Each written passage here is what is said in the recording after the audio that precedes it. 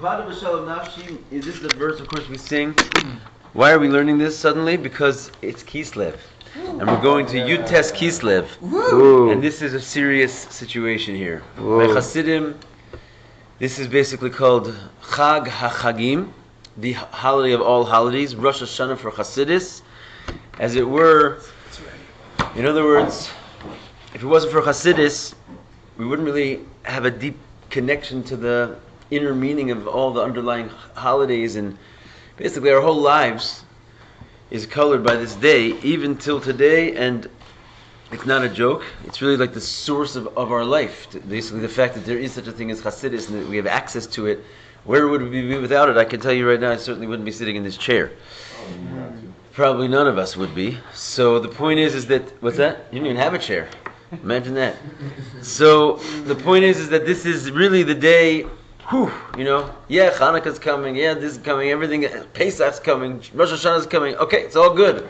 But the Chag HaChagim, the underlying holiday of all holidays, really is Yud-Tes Kislev. So we have to prepare ourselves properly. What is Yud-Tes Kislev, first of all?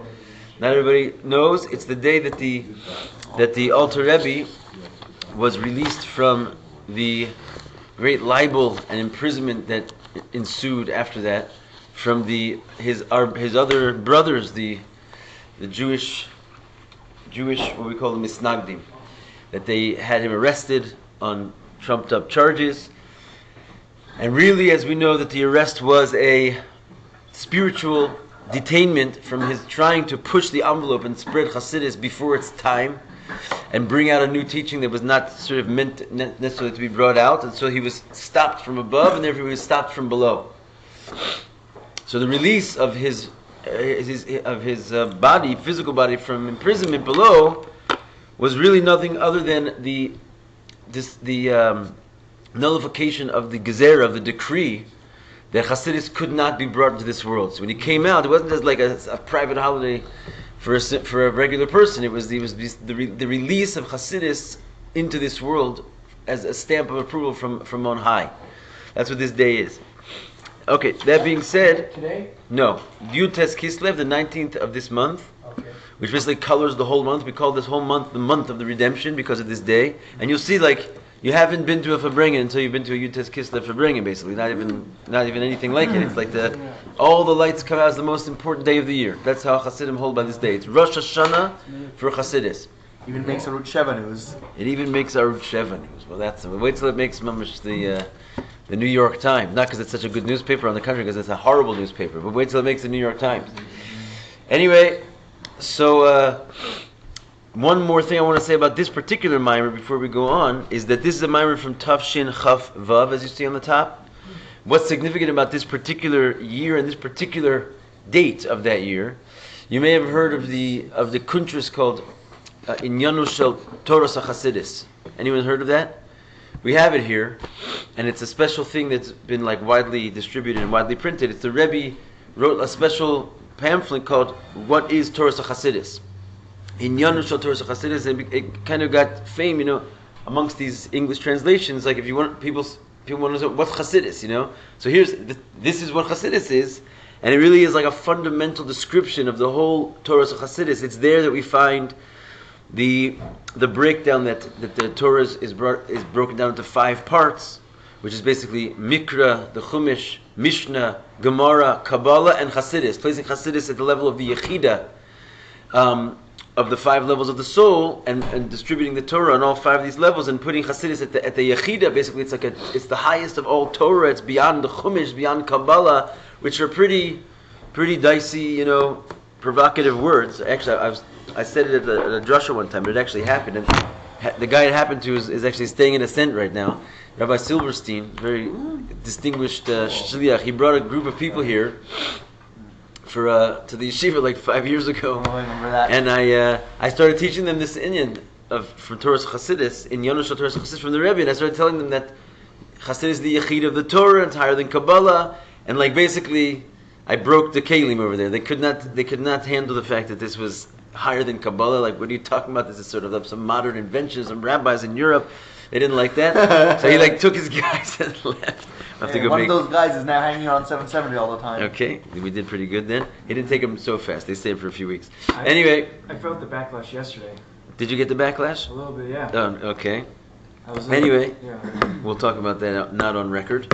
Yeah. But okay. Anyway, so the point is that this is this mimer that we're going to learn.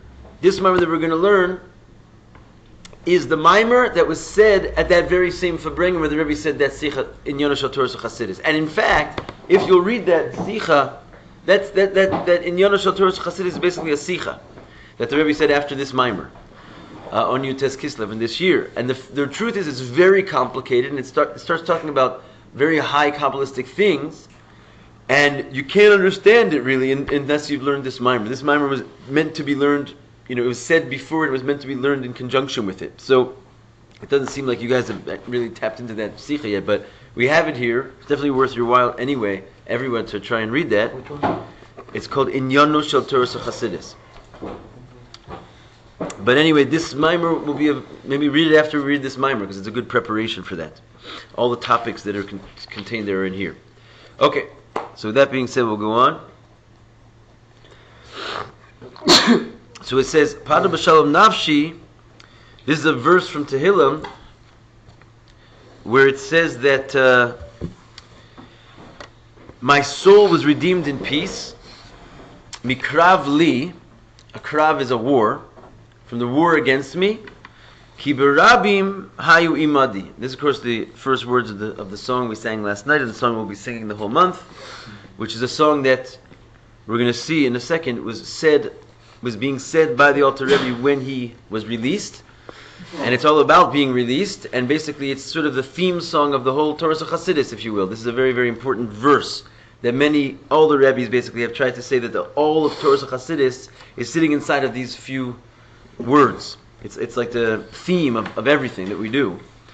So it's very key. So what does it mean? Pada mashalom nafshi, my soul was redeemed in peace, mikravli, from the war against me, ki berabim hayu imadi, because the many, the masses, hayu were imadi, were with me. Officially, it's talking about David HaMelech, that he was basically there was a revolution against him from his own son, and he wound up having to flee and everything. Avimelech, it was a situation there, and basically he says that his soul, he won ultimately the kingdom back, and he says my soul was redeemed in peace from the war against me because the masses were with me. Meaning to say that even while he was busy being on the run, he really had the support of the people. The masses were with him. Like in other words, even Avimelech's people were praying for David to win. That's the simple meaning, is that my soul was redeemed in peace because the many were with me. Crazy. What's that? Is crazy. Oh yeah. That's the line that's Serious man. That's the line that counts is. best. the whole What? line. Well, here's why. Because Kosev Rabbeinu Azakin, the Alter Rebbe writes, Baal HaGeula V'Asimcha, the what we call the Baal HaGeula, the one who is the was redeemed on this day, and the Baal HaSimcha, the one whose day this is a Simcha, Yutes Kislev. So he writes, quote, V'shekarisi b'Sefer Tehillim, when I was reading in the book of Tehillim, but pasik pada b'shalom nafshi, in the verse, this very verse, pada b'shalom nafshi, kodem shizchalti pasuk shela acharav, before, it's very exact, before I started the verse that's after it, yatsasi b'shalom mehashem shalom, I went out in peace from the God of peace. So this is basic now. The idea behind it is that the Alter Rebbe was released on a Tuesday, Pamayim Kitov. And why was he reading this particular Tehillim that day? Because, and this comes up later, because basically we have a few other Rebbes that got out of jail, if you will. Mm-hmm. One of them is the Mittler Rebbe, who's actually got out on 10. is also he's also in Kislev. Yud Kislev is also a major holiday, Chassidut Chag, and that's coming up even before this. We'll sort of throw it in, but he was also, it says, reading this exact pasuk the moment that he was released from his great imprisonment. And again, the previous Rebbe, who we also celebrate the great days of Yud Beis and Yud Gimel Tammuz, right, the 12th and 13th of Tammuz, It's again an Indian of Pada B'Shalom Nafshu. We start singing this verse again because he also was reading this very verse when he was released from prison in Soviet Russia. Very crazy. So what was the connection? Why were they all reading the same verse? Because it happens to be that the Frierdiker Rebbe was also released on a Tuesday. Okay, so the Middler Rebbe was released on not a Tuesday, but the 10th of the month. So if you break it down, this Tehillim is in Kapitel Nun Hey, if I'm not mistaken. And You read it every interestingly, it's verse Yud Test, 19th. And on the 10th of every month, you read this Tehillim. So the 10th, the Mittler Rebbe, he was reading the daily. You know, how the Tehillim is divided daily into the days of the month. And the Frierdiker Rebbe and the Alter Rebbe were reading the Tehillim. Mustama, they were reading both cycles. And that time they were in prison because the Rebbes were increasing their Tehillim when they were in times of trouble. But on Tuesday, if you break the 150 chapters of Tehillim into the weekdays, so you have some you say on Sunday, Monday, Tuesday, so this falls out into the Tuesday category. And it happens to be that he was released on Tuesday and the Frierdiker Rebbe was released on Tuesday. So I'm kind of bringing in, the Rebbe focuses on this a lot because it's a mamash, an unbelievable hashgacha pratis to say the least. They were all reading the exact same verse when they were released from prison in the furtherance of Torah Chassidus, and this pasuk is describing that. Okay, I'm just throwing that in there.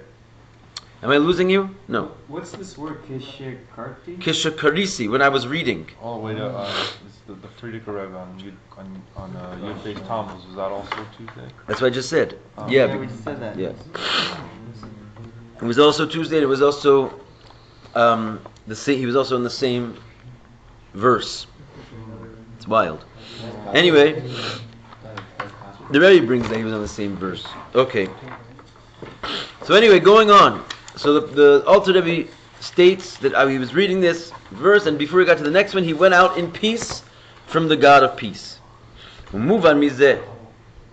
Going on. It's understood from here. Shetochen HaKasuv, that the content of this verse, Shayechu L'Geulas Rabbeinu Hazaki. The very meaning of the verse is related to the redemption of the Alter Rebbe, certainly, because he read it at the moment of his redemption. V'ine Geulas Rabbeinu Hazaken hu inyan hafatzas hamayanos. So the redemption of the Alter Rebbe is the very concept of the spreading of the wellsprings shel Torah Chassidus, of the whole spreading of this Torah ad l'chutza, to the point that spreading of the wellsprings chutza, that they should go to the very deepest place. In other words, we're sort of the chutza, the final generation. But when the Alter Rebbe got out, he was spreading the wellsprings, and it was the beginning of spreading them all the way to the darkest and deepest places. It's not outside? Chutza means outside, but the idea is k'sheyafutzu ma'nosecha chutza. You've heard that line? No. So we sing a song about it and everything. I It says that when the Baal Shem Tov went to Mashiach, all right, okay. he basically told him, when is the master coming? And he said, when your wellsprings will spread forth to the outside. Right. So that became like sort of the mission of the Jewish people, particularly the Hasidim who took the mission on. And this release of the Alter Rebbe was the emblem of this thing, that he was now able to, like, there wasn't, the Torah of Hasidus wasn't really in the format of Chabad where it could be even understood by the masses yet. Right. So the release of the Alter Rebbe, it should be known that basically the Alter Rebbe had already written the Tanya. Okay, and that's really why he was put into prison. Right. He was sat in prison for how many days? Davido? Davido, One come day. on, you're my ace in the hole here. How many days was the Alter Rebbe in prison, Levi? 1 day. 53 days. Why Dafka 53 days? To Just correspond Shem. to the 53 chapters of the Tanya that he wrote. He wrote already the Tanya, and for every single chapter of Tanya, which is exact and meduyak and everything, it's like the Tanya is like it's called like the Torah Shebeksav. It's like the written Torah of Chassidus. Everything's in there. But So published it. what's that? But he published it, or released it. He had written it. It was not widely. No, it was not widely published at all. That was the thing. Then he was put into prison, and then when he came out, then he was given sort of the green light to publish it and to spread it and to start teaching it. Wasn't it in Chav Kislev that he was printed? The following year. Yeah, I don't even know if it was the following year. It might have been even after that. But again, it was written before that, and that's why he was put into prison, because he jump started the the job of spreading Chassidus into a brand new format. The Tanya is basically putting Chassidus into an intellectual framework. The Tanya itself. He did have those mini Maimarim before, though, didn't he? He said Chassidus, but not in an ofen of Chabad. He said Chassidus in the same manner of the Baal Shem Tov and the Maggid, which was a completely different type of Chassidus. It was more of a short, compact. Yeah. I remember learning Polisher, as we call Rabbi it. Gorenstein taught us that one time during that Seder, those little things of Chassidus that they did before, the Teska stuff.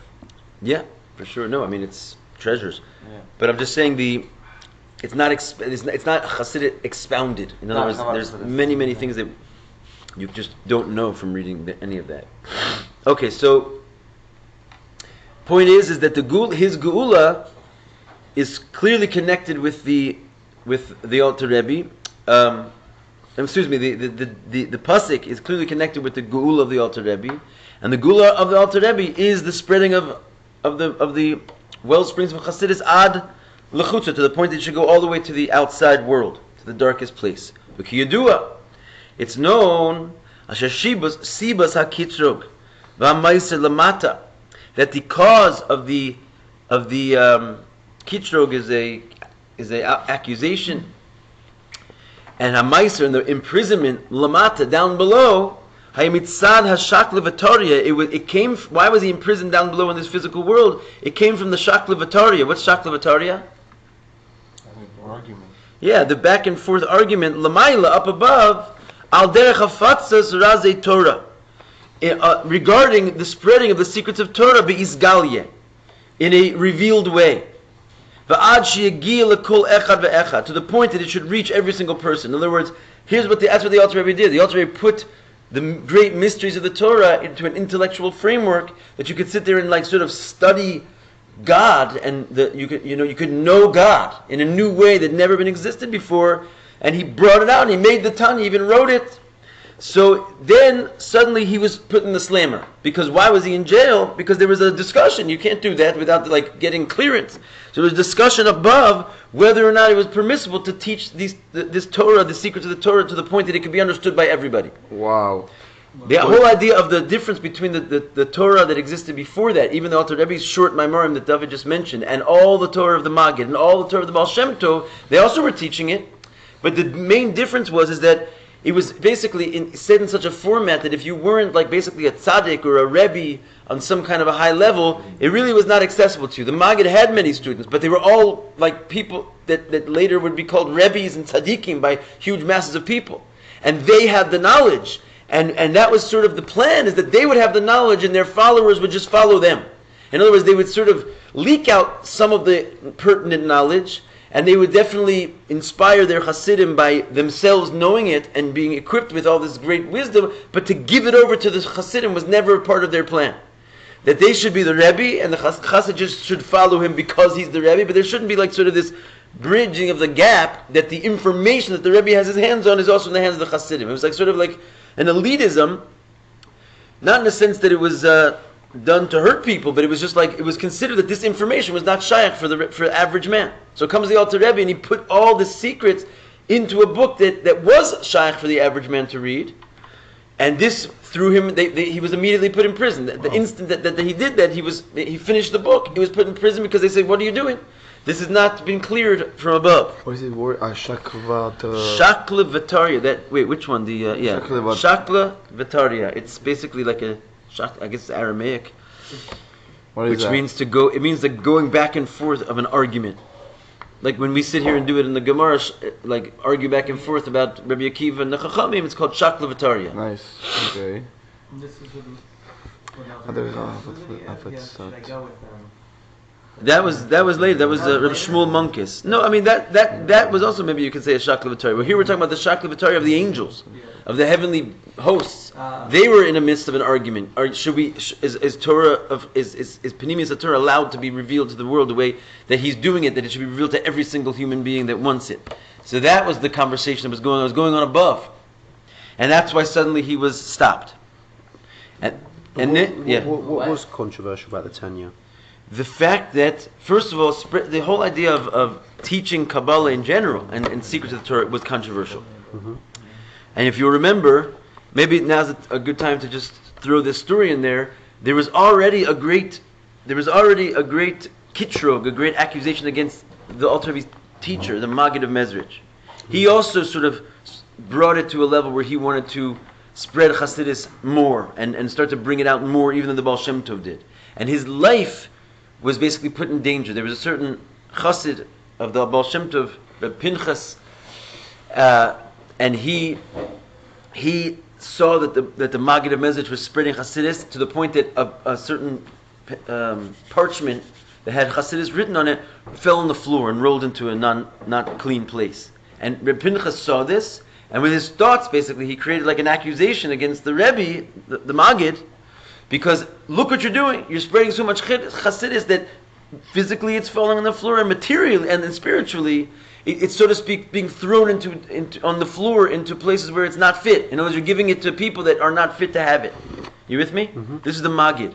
So he was basically about to die because of this, because of the thoughts of this holy Chassid that basically, had the right point. In other words, all of a sudden, where are you getting off? All of a sudden, revealing things that were kept secret for thousands of years for the Jewish people, because God wanted them kept secret. There are laws against the spreading of Kabbalah. You can look in the Mishnah, you can look in the Gemara. I should go the other way. You look in the Gemara, you can look in the Mishnah, you can look in Halacha. Rambam brings down Pashit Piskei Dinim of the Iser of spreading Kabbalah. You're not allowed really to do this. This that we're doing every day, you have to know it came with great self-sacrifice from the greatest men that ever lived in order to enable us to sit here and do this. I'm not kidding. Because they even have to go against the Torah to a certain degree. Because it's a psak din. You're not allowed to teach Kabbalah to people. Definitely not in this setting. Like in a mass setting, just like teach Kabbalah. It was never done for thousands of years. You weren't allowed. It's in Chagiga or something. It's in Chagiga, and it's in the Mishnah, and it's in Halacha. Rambam brings down. Ein Dorshin. Maisa Bereshis, you're not allowed to teach the secrets of creation. Maisa Merkava, the secrets of the chariots. You're just not allowed. So the idea is that here they're coming and doing it, and we'll learn the Sikha Mizrat Hashem before Yutes Kislev. But in short, the Alter Rebbe comes up and gave this tremendous mashal to save the life of the Maggid and to further the cause of Chassidus being spread. This was before he was the Rebbe. This was when he was a chassid of the Maggid. And what did he say? The famous story, which is that the prince was sick, and basically the king, in very short, the king looked all around the kingdom, couldn't find a cure for his sickness, and one of the doctors said, the only way to cure him is to take the crown jewel, which is the whole kingdom's glory is inside of this one jewel. It's in your crown. To take it, to crush it, mix it with water, and if a drop will get into the prince's mouth, he'll live. So the king said, for sure, of course, take my crown jewel, take the whole kingdom. What is the kingdom worth if the prince dies? Because the prince is the continuation of the kingdom. What's the mashal? The prince is the Jewish people. The crown jewel is the secrets of the Torah. And even though I'm crushing them and I'm throwing them on the floor, and I'm sort of destroying the most precious thing we have by giving it to the masses who certainly do not deserve it, it's worth it, because if one drop will get into the prince's mouth, he'll live. In other words, Judaism was on the brink of not continuing. And so therefore, extreme measures had to be taken, which is to take the crown jewel of all of Yiddishkeit, God's crown jewel, and crush it and throw it on the floor if need be, so maybe one drop will get into our thick heads. So that's what is at stake here. So in other words, they weren't just quick to let the secrets flow. It was, in fact, the Alter Rebbe, in his own greatness, that came up with this beautiful mashal, which enabled it to be like an obvious thing, that of course we have to spread Chassidus. The prince is going to die, so all of a sudden it becomes an obvious, it's an Indian of pikuach nefesh, which means to save a life, you can even break Shabbos, you can break the whole Torah, including breaking the law of spreading Kabbalah, which is against the law. So the Alter Rebbe came up with this mashal to explain that, yes, it's against the law, but if life and death is on the line, you can break the law. What year was that? What's that? What year was that? It was, of the Maggid? Yeah. The exact year I don't know. About. I would say it was, 1700s? yeah, 1700s. That was near the Baal Shem Tov when he got permission to do it, right? Again, also the Maggid got permission, but even when we say the Baal Shem Tov got permission, let's face it, he was put in Chayrim by the entire Klal Yisrael. Chassidim were killed. There was a major uprising of Misnagdim that tried to take down the whole movement, to the point that they told the Russian government and were putting rabbis in prison. I mean, it's not like there was no opposition against the Baal Shem Tov, to say the least. Okay, he started a brand new movement, basically, which until this day there's people who are kicking and screaming about it. Yeah. Okay, but so the whole thing came with tremendous opposition. You're sitting in this room is with opposition. Being a chassid and doing what we're doing is like of the heights of the world of what can possibly be done with your time. And it came with a tremendous sacrifice of all these people that gave their lives literally to bring this information to us. I don't understand, like, worst comes to worst, the information is just not understood by the masses. Like, Right. That's not such a problem, so they understand. And it doesn't come into a level of Chabad. No, I'm saying, like, so he wrote, like, what's the problem bringing this information to the world? Like, why is it so prohibited? Like, worst comes worst, no one understands it. Like, Wait, stop. Do you mind if I understand the question? I don't understand the question. I'd like to hear Baruch rephrase the question. I didn't get what you're saying. oh, I'm saying, like, why are the angels like, no, you bring down this information, it's so bad, like, you're doing something wrong. Same question. Because basically, because this is a messianic information, right? Question. Basically, letting the secrets of the Torah come out is a harbinger of the end of days, right? So basically, you're not able to just bring it out like that. In other words, if we could have the end of days, we'd have had it a long time ago. There's sort of a The Gemara, Rabbi Yochanan also was arguing with the angels and things like that about a tanor that wasn't kosher, and then he said that the angels don't really have a say in any Torah matter. No, that's a different matter. That's when it comes to like Jewish people down here in this world, having already have the Torah in their hands, making a psak din, right? Like, which is, but the Rabbi is making a psak din. You follow me? Yeah. So then you can't, the angels can't overturn your psak din. But that's not what was happening in this case at all. The psak din was, that case. no, it's the exact opposite of that case. The This psak, is where you're allowed to teach Torah or not. right, and the psak din is that you're not allowed to teach this Torah. The Alter was going against not only he was going against everybody. The Baal Shem Tov, they were going against everybody. They did not have a majority. They did not have the. First of all, they didn't have the Sanhedrin to start like undoing the rules of the rabbis. In other words, not learning Kabbalah, for better or for worse, at a certain point in history, was made prohibited. Al pi Gemara, the Mishnah, the Gemara, the Halacha. Okay, you're talking about in the Rambam already. Brings down a psak din. There's no other psak din from any other rabbi that opposes or disagrees with the Rambam in this. So it's just a fact of law that Jewish people are not allowed to learn Kabbalah unless you have certain criteria, right? Which is basically that you are already what's called mevin midaito. You're a brilliant scholar in your own right, and you don't even need really a teacher. You could figure it out on your own. Such a person you're allowed to teach Kabbalah to one-on-one with no one else around in the room. So we did have the perpetuation of this tradition. People never stopped learning Kabbalah, but under those circumstances, you had to be a brilliant genius already, and you could figure it out basically by yourself. And if you were such a person, you could read the Rambam. Exactly what I'm saying is what he says there. If you were such a person, then you could learn one-on-one, only one-on-one, not with two people, with one rabbi. Then you could. So that's the psak din. So in other words, the Alter Rebbe, the Baal Shem Tov, these Rebbes are coming along, not because they're like the Rabbanin of Rabbi Yochanan in that situation. It wasn't Rabbi Yochanan, but Rabbi Yeshua ben Levi. But in that case,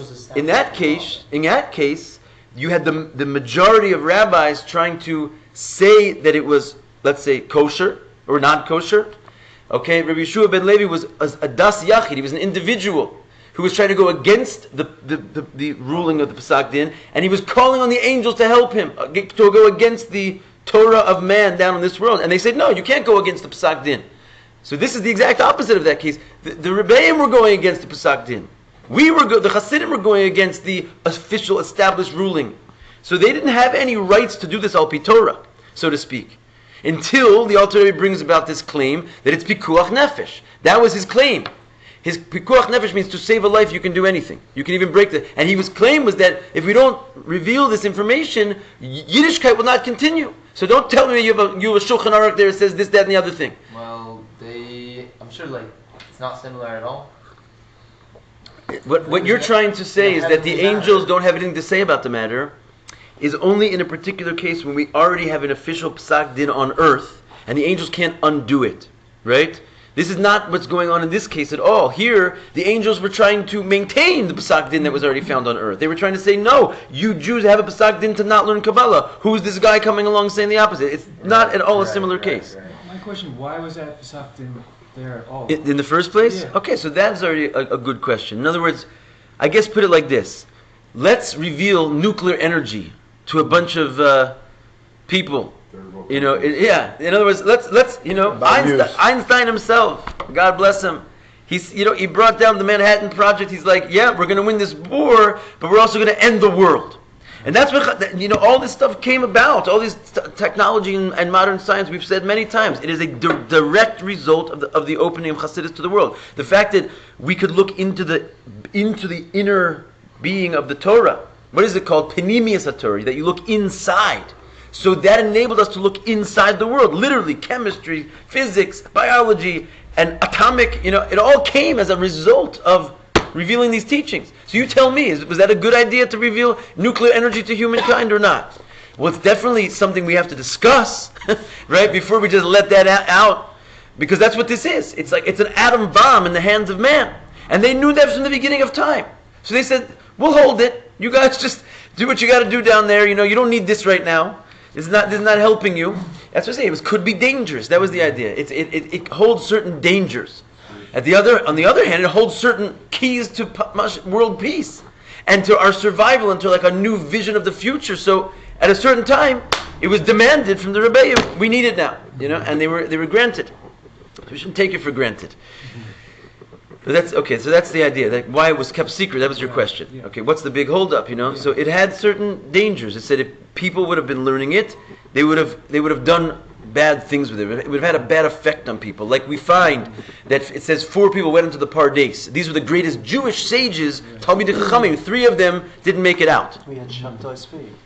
You had Shabtai Tzvi, you have all kinds of things, right? So, but going back to the source of this information, if you start looking in the Gemara, most of it is about the perils of what happened. The Gemara of Chagiga, like Shaul was saying, most of it is about the perils and the dangers of what happens if people get their hands on this stuff. You're going to lose your mind. You're going to become a heretic. You're going to kill yourself. None of them right? listen to this and they're like, can't do that. That's just a different matter. But okay, yeah, I agree.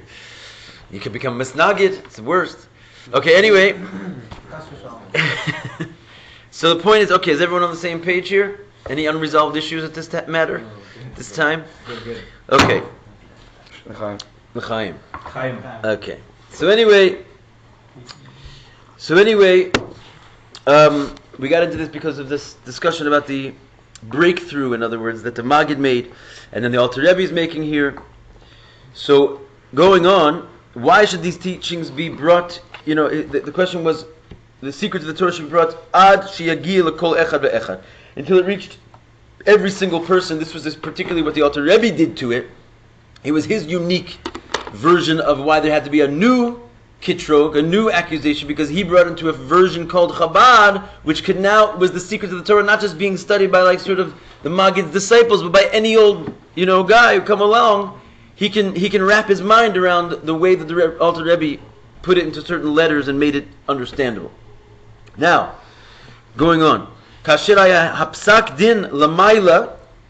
Now, when it finally came out, the psak din above, in other words, the agreement on the part of above, lafitz razei Torah. In other words, the Alter Rebbe was able to his arguments were strong enough to convince the heavenly courts, lafitz razei Torah, to spread the secrets of the Torah. And then he puts in parentheses, an important parentheses, v'adarabah. Not only did he get permission, but on the contrary, v'yeser seis v'yeser os. He got permission to do it with greater strength and greater power, from how the permission was weakly granted before he was put in prison. Right? I just said he was already, a certain measure of permission was granted even before he was the Rebbe. And now when he came out of prison, he was not only was he given the go-ahead, he was given the go-ahead to do it in much greater vigor than it was done up until his time. Therefore, nisbatul b'meila hadin lamata. Therefore, it became nullified automatically, the din, the judgment that was against him, below, v'yatza l'cheirus, and instantaneously he was freed. So the day of Yud Tes Kislev is not just, the Rebbe got out of prison. It's something much greater than that. It's the day that on high, permission was granted to earth, that these secrets could come out that are going to bring Geula. So we're celebrating something. That's why it's the Chag HaChagim. None of the Chagim hold a candle to this day, because this is the day that enables the light of the Geula to come into the world. Some little words here. Mamish, Mashiach. That's why Hasidim celebrate this like Meshuganas, because it's Mashiach's day. Right? What's the Hafitz is to... Hafitz is like the same Hafatzas HaMayanos Chutza, to spread. To spread, to okay. Spread. And what is this like about the Beyoter She? Yeah, so this is a quote from the Chumash. It's when it's the bracha that Yaakov gives to Ruvain. He says Beyeser says Beyeser Oz. It doesn't translate particularly well in terms of it's just like Lashon HaMikra, Lashon like more even than Seis and Oz is strength. So Yeser is more. So basically, more strength and more strength. I'm not sure the precise. Ses means strength. Okay. I don't know exactly the difference between Seis and Oz in the fine Power points of English. Which word's weakness? There's no weakness here. I was like weaker than Kodem. Kodem HaMasar. Masar is imprisonment. Oh. Kodem before, HaMasar, the imprisonment. Oh. So it's even stronger than before the imprisonment. But the Mela in the lower. The Mela means automatically. Hadid Lamata was Nisbato. Therefore, automatically, the law below was the judgment below was nullified. V'yatzi l'cheres, and he went out to freedom. How you going, Benjamin? It's good to see you back there. Okay. The mizeh move on. From this, it's understood. Shetochen HaKasav, that the content of the verse, Pada b'shalom nafshi, that we're discussing, my soul was redeemed in peace, this whole verse, it's shayach le'inyan hafatzas Torah Chassidus. It's definitely clearly connected to the whole concept of the spreading of Chassidus, because now we know a little bit about what this day is, and the moment that he's released, literally, these words are coming off his mouth, and he's the Alter Rebbe, by the way. And so clearly this verse is contains the whole secret of the spreading of Chassidus to the world. That's why we sing it, and that's why this is sort of our motto, if you were. V'hinei Amrazal. Okay, so that's sort of, keep that all in mind. We're going to get a little bit complicated. I'll try and make it simple for us. The Rebbe's going to start now. It's a very long mimer. The Rebbe's going to start delineating question after question after question, as is the Rebbe's holy way. So to keep the questions in mind, because we're not going to get back to them for a while, but they're going to be very significant questions. So let's just try and, we're going to throw 10 questions or 5 questions at us quickly. Try and keep it all in mind. What's the name altered? Altered is old. Oh, yeah. The mizeh move on. I just said that. V'hine Amar Azal. So the sages said, Pada b'shalom nafshi mikravli v'gomer. This verse, okay, now we're going into the midrash on this verse. Amar HaKadosh Baruch Hu. So Kadosh Baruch Hu is really saying, when in other words, really it was David HaMelech speaking, but now we're going to switch it around. It's really Hashem speaking, right? It's a drasha on that verse. So says HaKadosh Baruch Hu, Pada b'shalom nafshi. Hashem is talking. My soul, God's soul, was redeemed in peace. Wow. How does it work? Kol ha'osek b'Torah ugmilus chasadim umispali matzibur. Right? So it says, anyone who learns Torah, does good deeds, and davens with a minyan, Mala ani alav, I put it upon him, I consider it as, Ki'ilu, as if, Pada'ani li ulvanai mi bein umas ha'olam. Pada'ani, he redeemed, li, me, ulvanai, and my children, mi bein umas ha'olam, from amongst the nations. Wow. So, Pada b'shalom nafshi, Mikravli ki v'rabim hayu imadi is basically a code, and we're going to see how the code opens up, that Hashem is saying that anyone who learns Torah, does good deeds, and davens with a minyan, is considered as my soul is redeemed, has redeemed me and my children from the gullus. Wow. How is the word Maila considerate? Maila, it puts up, I put it up, right. Alav, on that person, that works, him. That works. V'al pi zeh yesh lomar. So that's the sort of the midrashic content that's going on behind the scenes there. And according to this, we could say, the nosef ala shaychus dafatzes Torah Chassidus, in addition to the connection of the spreading of the Torah of Chassidus, the tochen HaKasuv, to the meaning of this verse, Kamoshu Pshuto, as it is in its simple reading. So again, in addition to how the spreading of Chassidus is connected with this verse in its simple meaning, what's the verse's simple meaning? My soul was redeemed in peace from the war because the many were with me, right? The Ein Mikra Yotze Midei Pshuto, because it quotes basically the idea of that no verse ever really goes out of its simple meaning. So even though we're going to jump into sort of like allegory and deeper midrashic hints to this verse, certainly there's a connection of the spreading of Torah's Chassidus to the simple meaning of the verse. But in addition, which is basically the idea of Padiyah B'Shalom, being redeemed in peace, right? In addition to that, Hafatzas Torah's Chassidus, the spreading of Chassidus is also shayeches, is also connected, Gam le'inyan ha'osek b'Torah, Gmilus Chasadim u'mispali matzibur. Therefore, the inyan of Torah's Chassidus being spread is also connected to the allegorical meaning that anyone who's that spreading of Chassidus is also connected with someone who's occupied with Torah, doing good deeds, and praying with a minyan. So I'll say that whole thing again. All right. Right? Basically, you have two meanings of the verse: the simple meaning and the deeper meaning. The simple meaning is my soul was redeemed in peace, just like that. The deeper meaning is anyone who occupies himself in Torah, Gemus Chasadim, and davening with a minyan will redeem me and my children from Galus. That's the deeper meaning of that same verse. We'll see how they go together shortly. But the point is, just like the spreading of Torah's Chassidus is connected with that verse to the simple meaning, it's also connected to the deeper meaning, and that means that somehow spreading of Torah's Chassidus is connected with everyone who's occupied with Torah and doing good deeds and praying with a minyan. All those three things are going to be sort of also intimately wrapped up with the idea of spreading Chassidus outward, because that which the Chazal had placed on that verse is also connected with the notion of the Alter Rebbe coming out. All of it is connected with the Hasidic revolution. Got it so far? Yeah. Okay. Baruch Hashem. Did we run out of time? Let's check it out. No, I got like a minute. We've got a minute. Vihine. Okay, we'll hold here. Okay.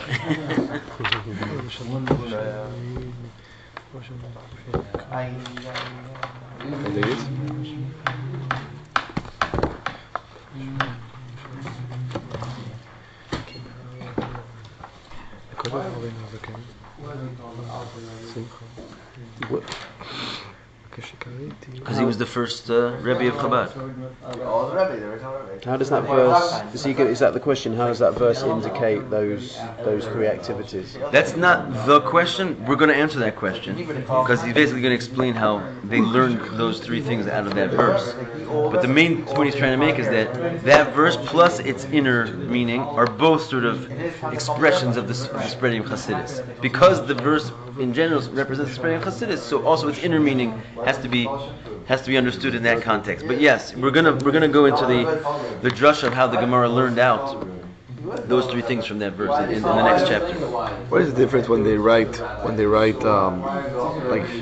like K Vav and when they write K, like when they write like Mehashem and like Mehavaya, like what is the difference? Mehavaya? Not here, but like like in general, as a general thing, sometimes they write like Mehashem and sometimes they write K Vav, like Havaya. What difference is there? I think this is particularly a quote from the Alter Rebbe. That's what it says like that. But I hear you. I mean, there probably is a significance. Sounds like. All right, Chevra.